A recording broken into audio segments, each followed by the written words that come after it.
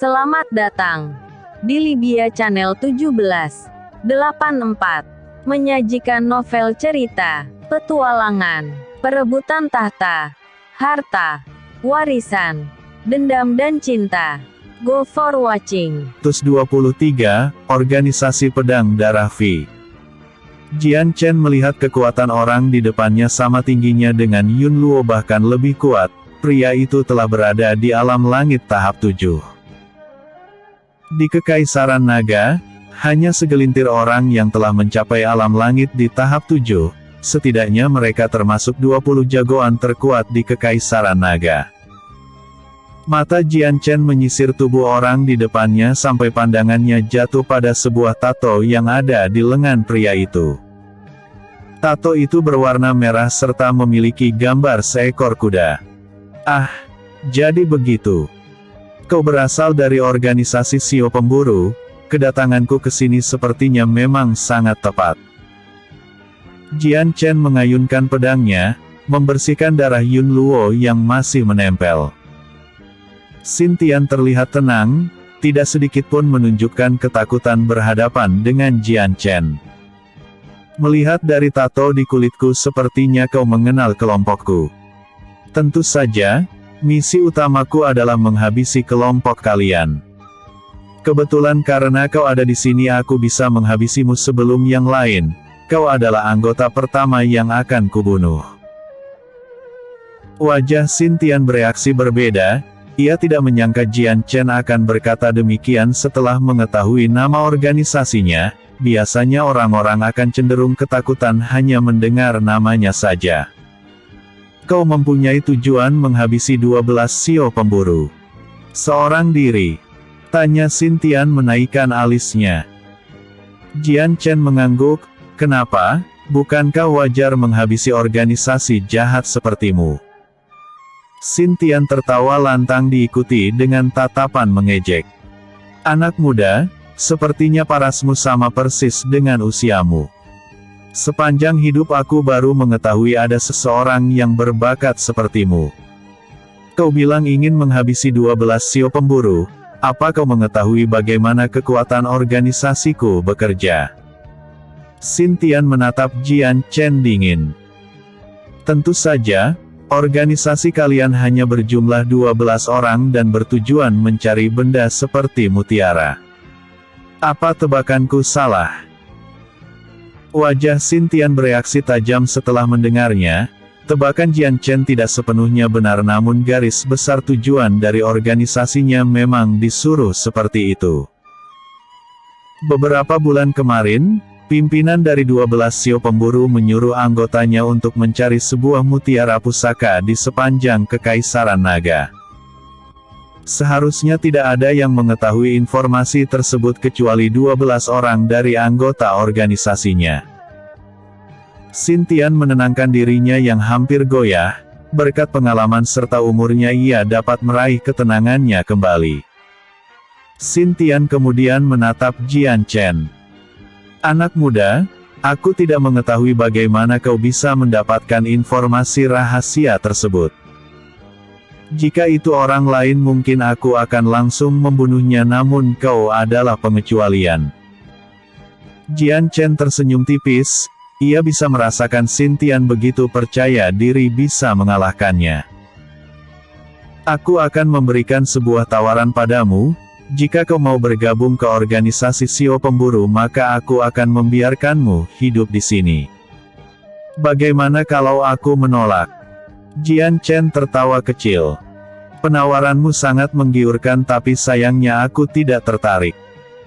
Ekspresi Xintian memburuk mendengar Jian Chen menolak tanpa mempertimbangkan terlebih dulu. Anak muda, aku akan memberikan tawaran terakhir sekali lagi selagi aku bermurah hati.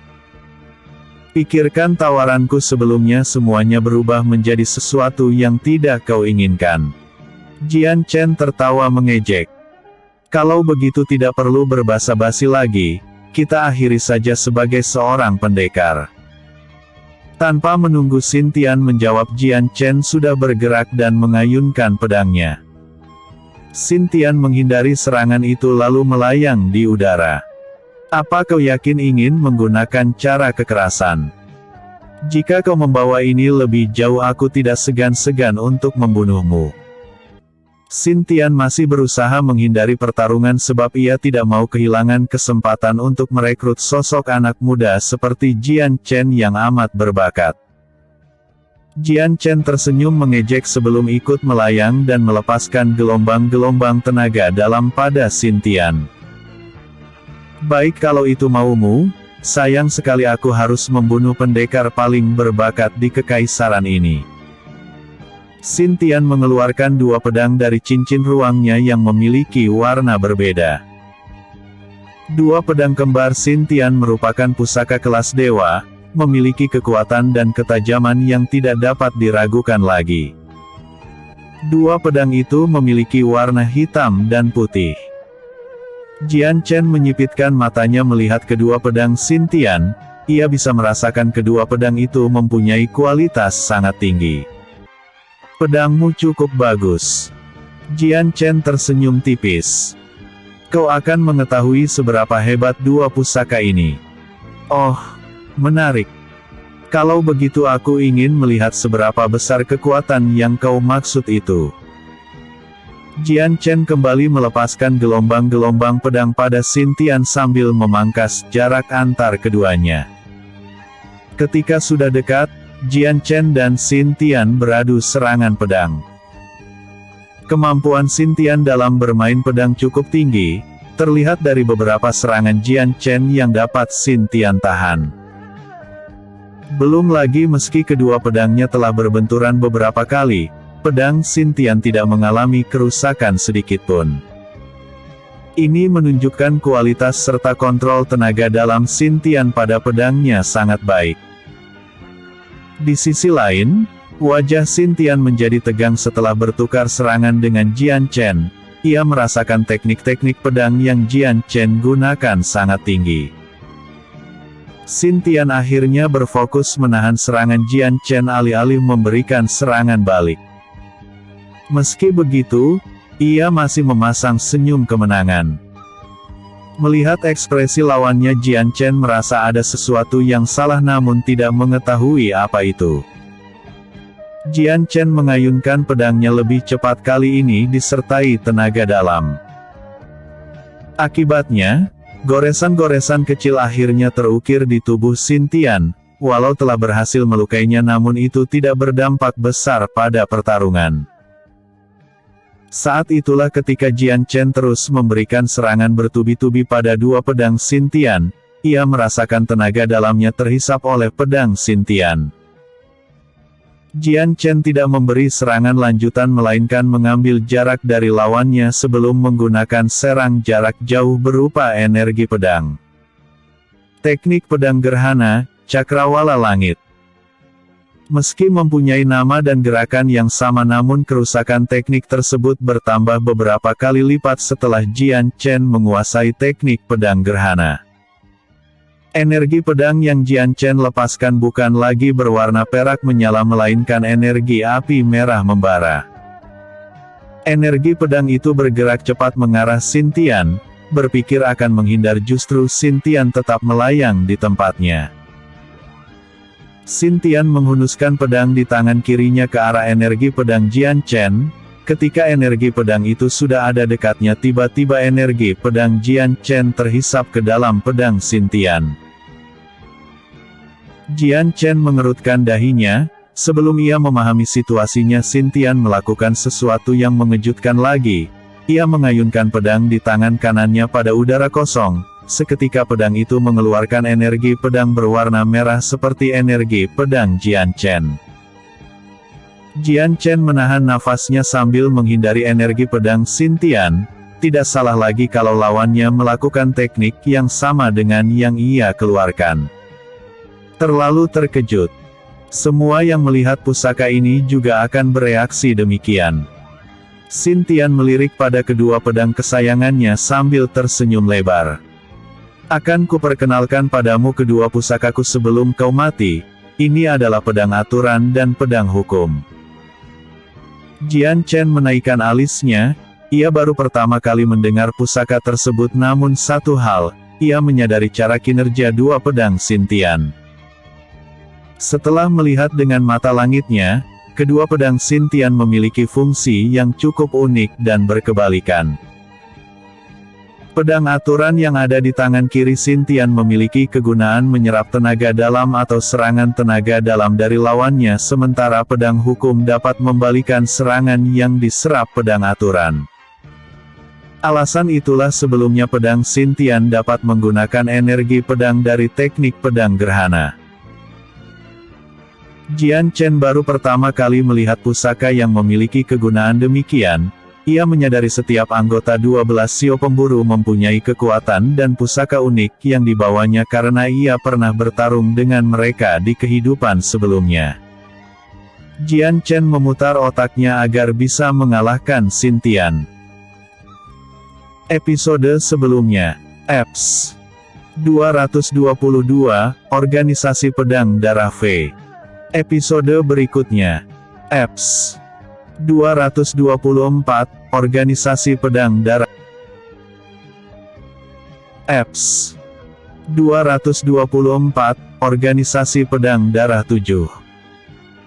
Pada akhirnya tidak ada ide yang keluar dari Jian Chen selain terus menyerang Xintian. Lagi pula Xintian tidak membiarkan ia berpikir karena lawannya itu langsung memperpendek jarak dan mengayunkan dua pedangnya. Terlepas dari dua pusakanya yang memiliki kegunaan masing-masing, kemampuan pedang Xintian juga sangat tinggi.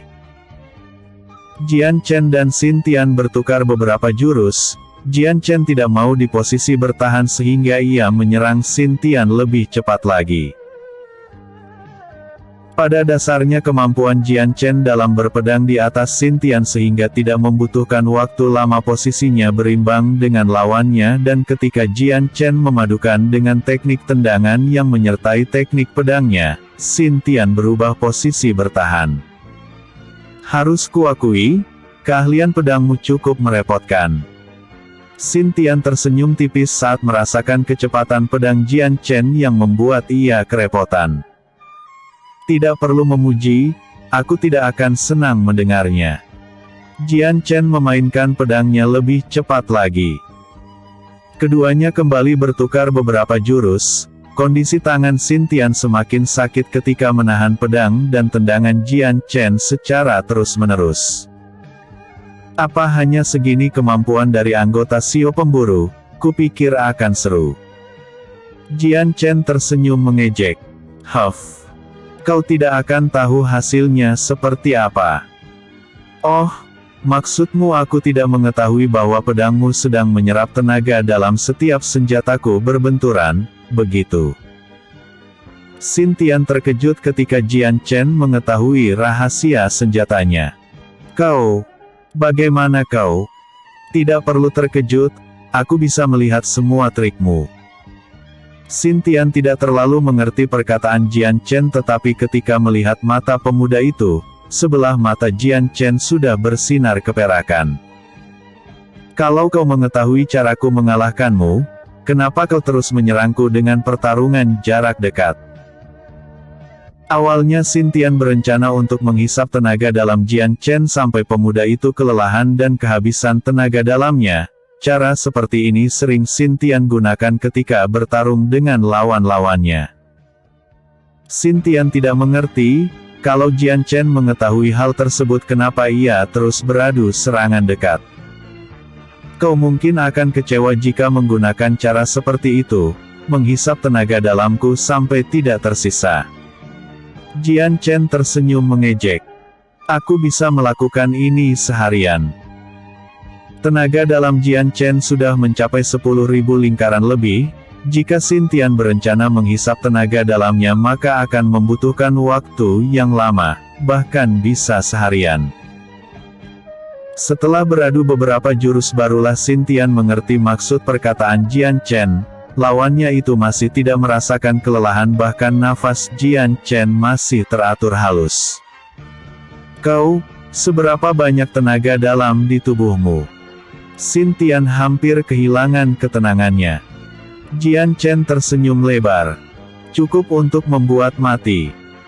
Xintian tersentak kaget, Ia sudah melihat Jian Chen bertarung dengan Yun Luo yang menghabiskan banyak tenaga dalamnya. Belum lagi sebelum ia sampai, ada banyak jasad dari organisasi pedang darah serta 4 petinggi dari alam hampa. Seharusnya Jian Chen tidak lagi memiliki banyak tenaga dalamnya. Xintian yang berencana ingin mengalahkan Jian Chen dengan menyerap tenaga dalamnya kini harus mengulang ide tersebut.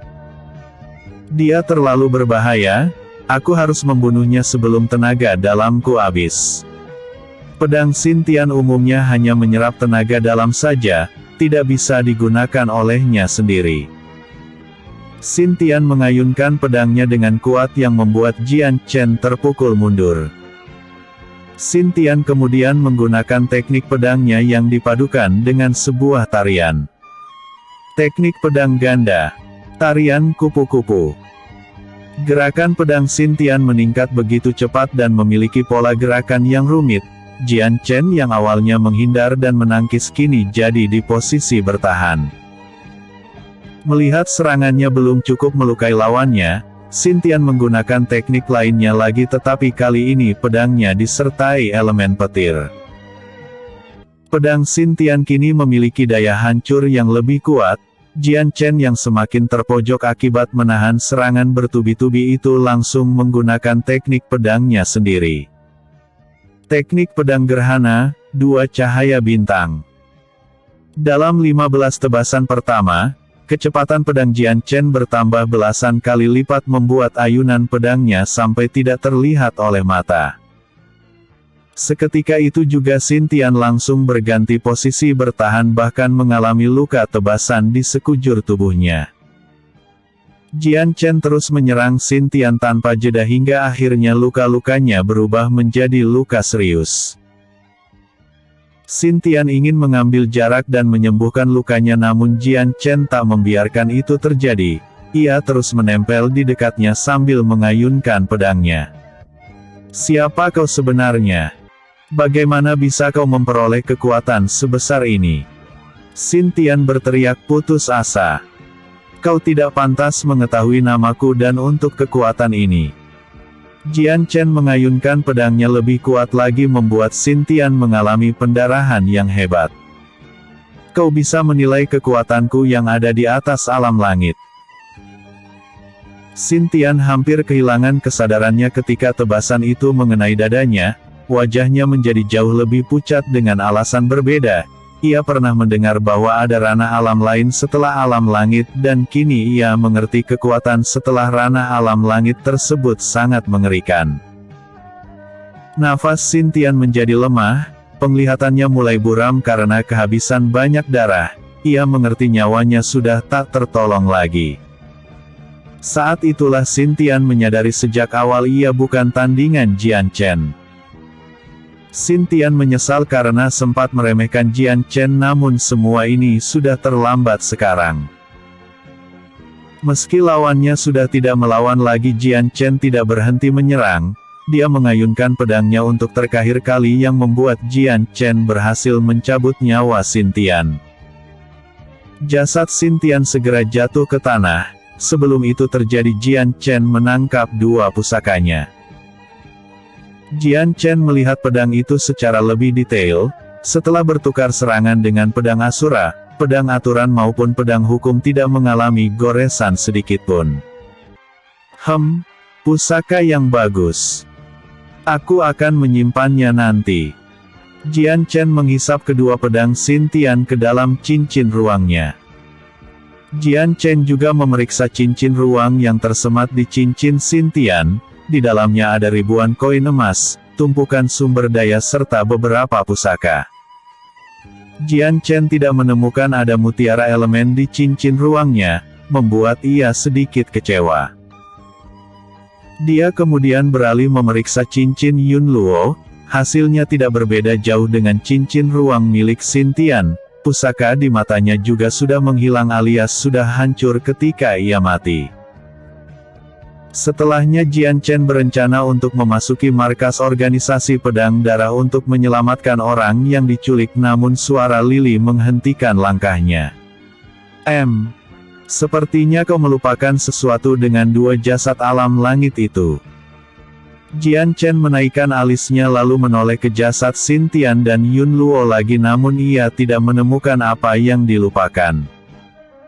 Sepertinya tidak, aku tidak melupakan sesuatu. Ayolah, apa yang biasanya kau lakukan setelah membunuh lawanmu?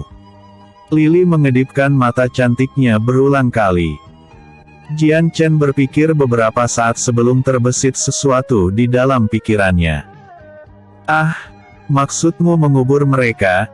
Itu tidak perlu, biar nanti orang-orang yang kubebaskan melakukannya. Lili berdecak kesal melihat Jian Chen yang masih tidak mengerti maksudnya. Apa semua laki-laki itu satu produk? Sama-sama tidak ada yang peka. Apa maksudmu? Kau bercerita pernah berhubungan dengan semua laki-laki. Lili melotot dan semakin geram. Maksudku, serap kultivasi mereka untukku. Jian Chen membuka tutup mulutnya, ia baru mengerti maksud Lili. Kenapa kau tidak bilang dari awal? Huff. Kenapa kau juga tidak mengerti dari awal? Lili mendengus kesal, melipat tangannya di dada sebelum membuang wajah.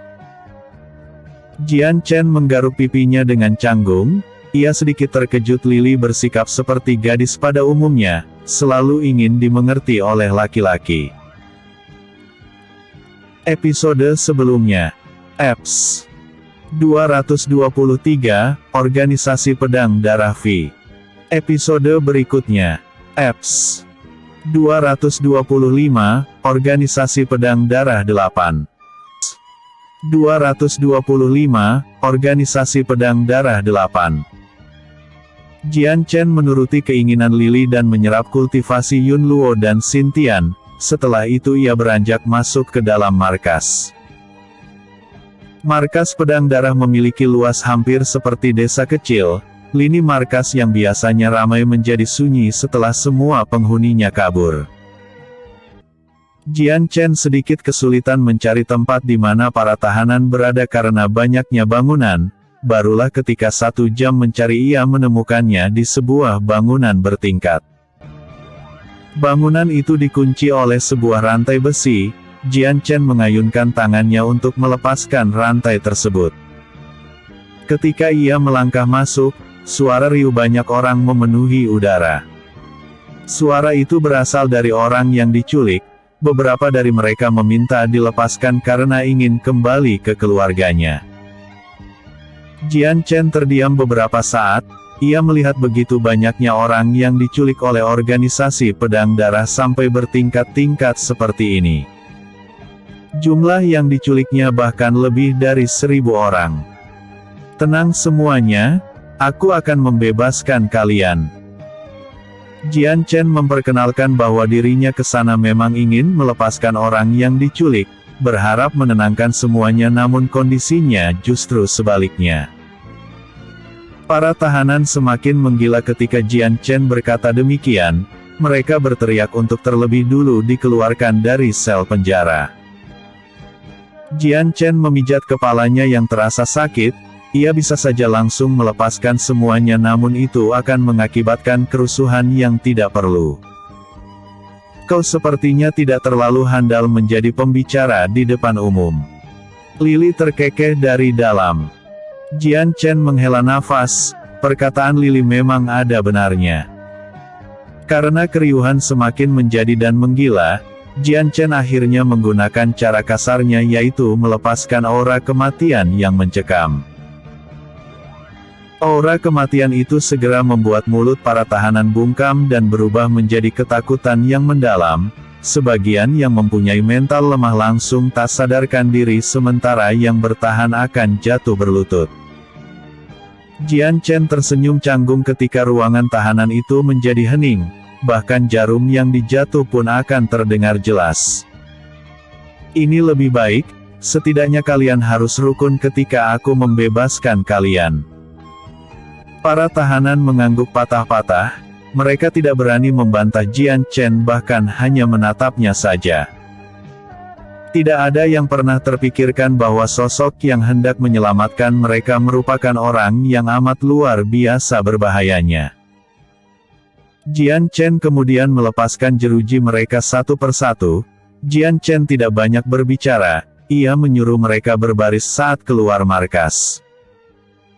Yue Lian sudah memberitahu markas organisasi pedang darah pada wali kota yang segera disebarluaskan berita ini ke pemerintahan provinsi. Mengetahui dalang penculikan yang merajalela ini ternyata adalah organisasi yang mereka incar, pihak pemerintahan provinsi segera mengerahkan pasukannya untuk bergerak ke markas lokasi pedang darah.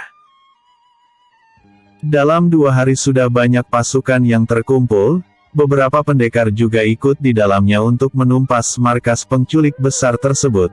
Salah satu di antara pendekar tersebut adalah Yue Lian. Yue Lian bersama yang lain mulai menyelusuri hutan. Beberapa pendekar alam langit yang bisa terbang juga dikerahkan untuk melihat keadaan hutan dari atas agar tidak ada yang tersesat. Perjalanan menggunakan jalur darat memang terkesan lambat dan membutuhkan waktu berjam-jam. Beberapa kali rombongan itu beristirahat. Sebelum mereka sampai pada tujuannya, Yue Lian dan lainnya dikejutkan oleh banyak anggota organisasi pedang darah yang berlarian ke arah mereka seperti lari dari sesuatu. Pasukan pemerintah dan pendekar langsung menghadang mereka serta melakukan perlawanan keras. Pada akhirnya anggota organisasi pedang darah yang kabur tidak ada yang tersisa sedikitpun. Semuanya terlalu marah untuk membiarkan mereka hidup. Apa yang sebenarnya terjadi di markas mereka? Yue Lian terheran-heran karena anggota organisasi itu terlihat ketakutan saat menuju pasukannya. Satu-satunya yang terbesit di pikirannya adalah Jian Chen, karena ia yakin pemuda itu sudah sampai duluan di markas organisasi pedang darah. Rombongan Yue Lian bergerak kembali setelah menumpas anggota organisasi yang mencoba kabur dari hutan. Tidak berangsur lama, mereka kemudian menemukan kembali orang-orang yang menghampiri rombongannya. Yue Lian dan lainnya awalnya menganggap bahwa mereka adalah anggota organisasi yang lain, namun setelah jarak keduanya mendekat, ternyata mereka adalah para tahanan pedang darah yang telah dibebaskan. Mata Yue Lian berair ketika melihat seorang perempuan seumurannya ada di rombongan tersebut. Dia adalah sahabatnya yang pernah diculik. Yue Lian berhambur memeluk gadis itu, begitu juga dengan pendekar yang lain ketika berjumpa dengan keluarganya kembali. Aku pikir kita tidak akan bertemu lagi, Yiner. Yue Lian masih memeluk sahabatnya sambil menangis bahagia. Lin Yin, nama sahabat dari Yue Lian, hanya mengangguk pelan sembari membalas pelukan sahabatnya. Meski selamat, ia tidak merasa terlalu bahagia, terutama setelah melihat pemandangan mengerikan yang membuatnya jadi terbayang-bayang. Apakah para penculik itu melakukan sesuatu padamu? Yue Lian menyadari ekspresi sahabatnya, bukan hanya Lin Yin namun para tahanan yang lain juga berekspresi serupa. Mereka seperti melihat sesuatu yang mengerikan dan Yue Lian berpikir bahwa itu semua karena ulah organisasi pedang darah. Aku tidak apa-apa, hanya saja aku terkejut saat pemuda yang menyelamatkan kami melakukan sesuatu yang lebih mengerikan dari para anggota organisasi itu sendiri. Lin Yin tidak menceritakan lebih jauh, ia masih ingat aura kematian yang terpencar dari pemuda yang menyelamatkannya serta pembantaian di sekitar depan markas. Butuh waktu yang lama agar ia bisa melupakan hal tersebut. Yue Lian langsung mengerti orang yang dimaksud Lin Yin adalah Jian Chen. Jika sahabatnya dapat diselamatkan serta markas organisasi itu hancur olehnya sendiri, maka Jian Chen mempunyai kekuatan yang lebih tinggi dari dugaannya. Yue Lian semakin penasaran dengan identitas Jian Chen karena pertemuan ia dengannya bisa dibilang hanya kebetulan. Belum lagi Yue Lian melihat Jian Chen seperti telah mengenalnya sejak lama. Ketika Yue Lian bertanya keberadaan Jian Chen pada Lin Yin, ternyata sahabatnya itu tidak mengetahuinya. Setelah dia membebaskan kami, dia tiba-tiba menghilang seperti hantu. Aku tidak tahu kemana dia pergi, namun dia menyuruh kami agar terus berjalan maju hingga akhirnya kami bisa berjumpa dengan rombonganmu, Lianer. Yue Lian terdiam. Jika seperti itu maka ada kemungkinan dirinya juga tidak bisa bertemu lagi dengan Jian Chen. Pasukan pemerintahan kemudian dibagi dua tugas. Tugas pertama yang diutus untuk melihat situasi markas pedang darah, sementara pasukan lainnya membawa para tahanan keluar dari hutan. Pasukan pemerintahan ingin melihat situasinya lebih jauh. Apa kau yakin tidak akan menghampiri mantan kekasihmu itu? Lily bertanya pada Jian Chen kesekian kalinya. Tanpa ada yang mengetahui, Jian Chen saat ini sedang melayang di atas langit sambil melihat Yue Lian yang berpelukan dengan sahabat berharganya. Tidak perlu, aku tidak mau terlibat lebih lama di hidupnya saat ini. Kuharap setelah organisasi terbesar di provinsi ini hancur, dia bisa hidup bahagia dan aman. Sampai sekarang Jian Chen masih menyalahkan dirinya atas kematian Yue Lian di kehidupan lalu. Jian Chen tidak ingin Yue Lian dalam bahaya jika terus bersamanya. Di sisi lain ia ingin memberikan kehidupan yang layak bagi Yue Lian sebagai penebus kesalahannya. Walaupun Jian Chen berkata demikian, namun Lily merasa Jian Chen memendam kesedihannya. Lily memilih diam dan tidak membicarakan itu lebih jauh. Sebagai orang yang bersama Jian Chen sejak kecil, gadis itu lebih memahami perasaan Jian Chen dibanding siapapun. Episode sebelumnya, Eps 224, Organisasi Pedang Darah 7. Episode berikutnya, Eps 226, tempat berikutnya. Baru 1 hari setelah Jian Chen membunuh Xintian, Sio kuda dari organisasi 12 Sio pemburu, kabar itu langsung tersebar luas ke seluruh wilayah provinsi Naga Tanah.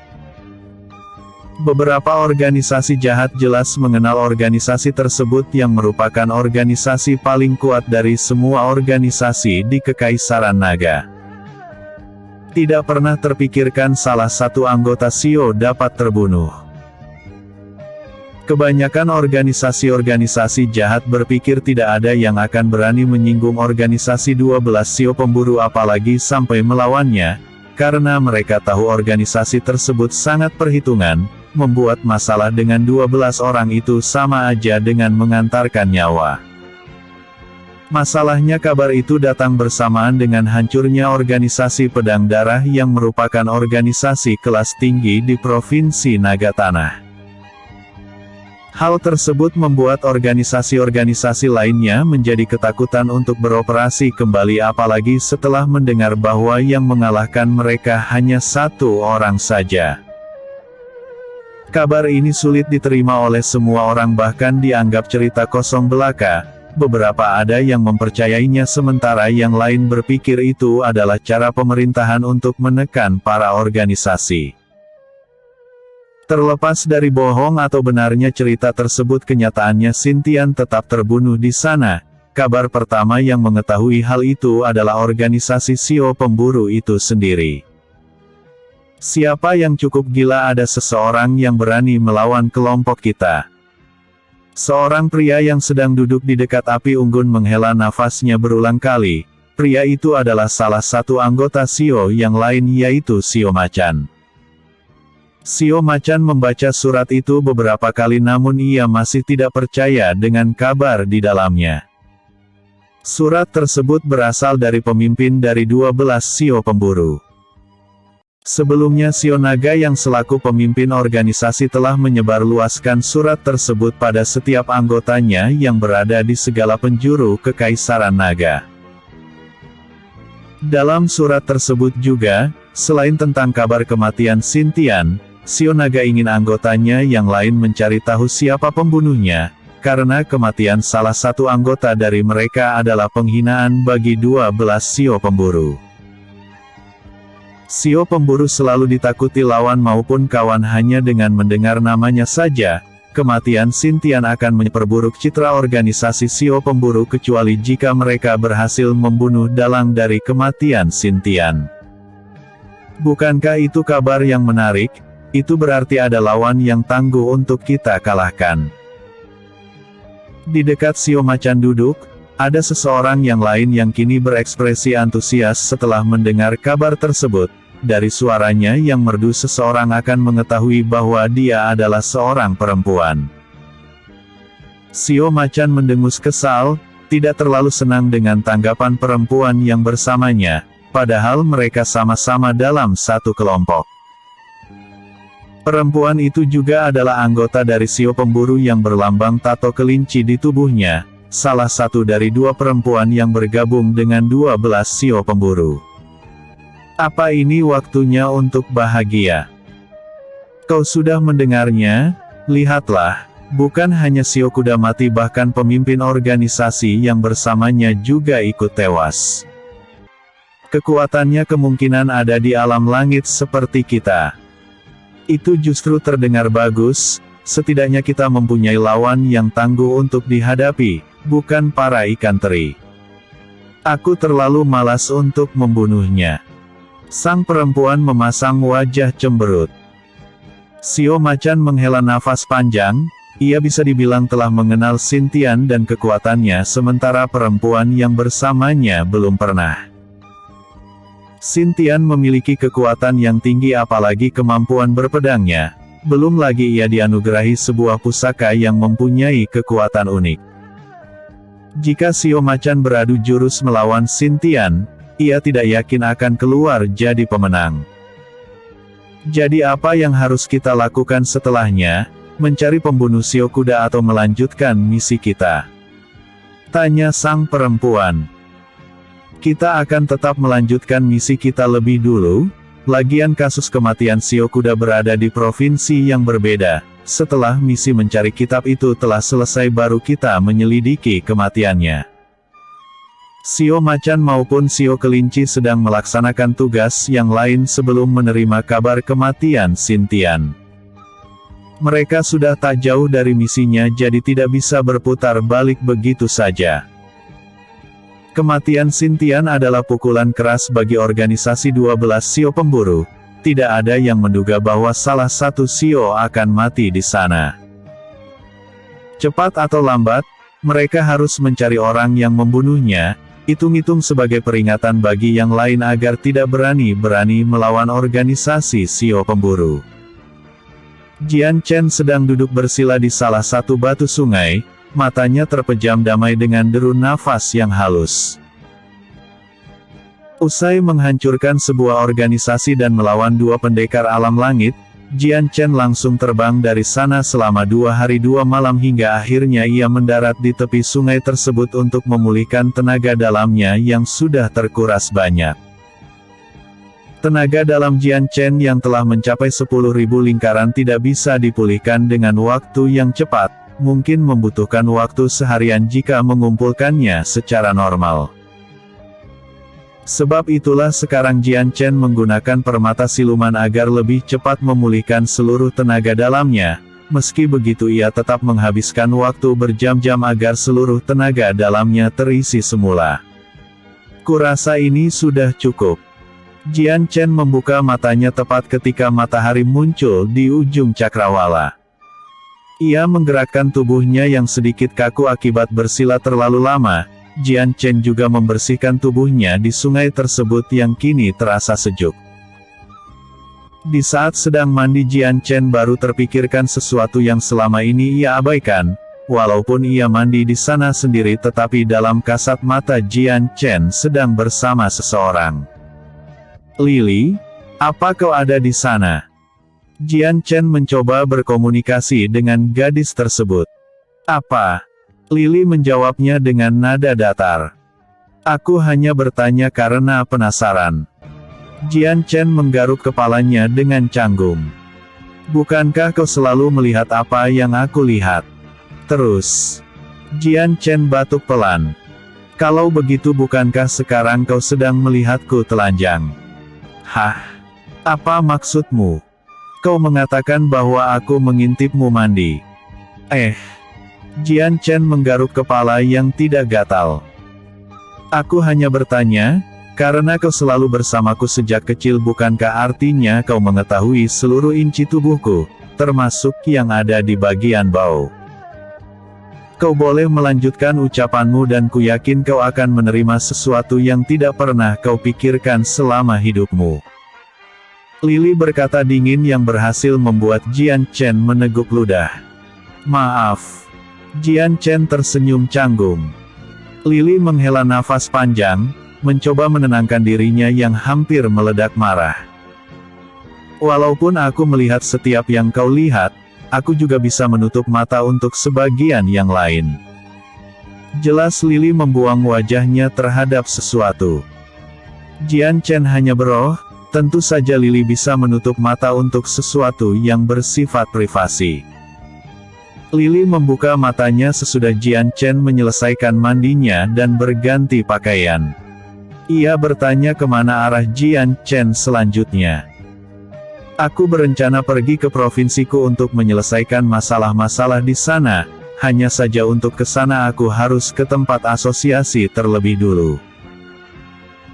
Setelah selesai urusannya dengan asosiasi barulah Jian Chen menuju provinsi Naga Petir. Hanya saja untuk sampai ke provinsinya ia harus melewati provinsi Naga Api yang merupakan tempat kekaisaran naga berada.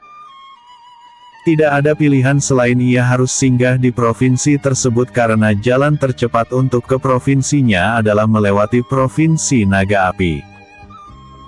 Jian Chen kemudian teringat Mei Li dan Ziyun juga ada di sana, mungkin selagi singgah ia akan mendatangi kedua gadisnya. Episode sebelumnya, Eps 225, Organisasi Pedang Darah 8. Episode berikutnya, Eps 227, Provinsi Naga Api.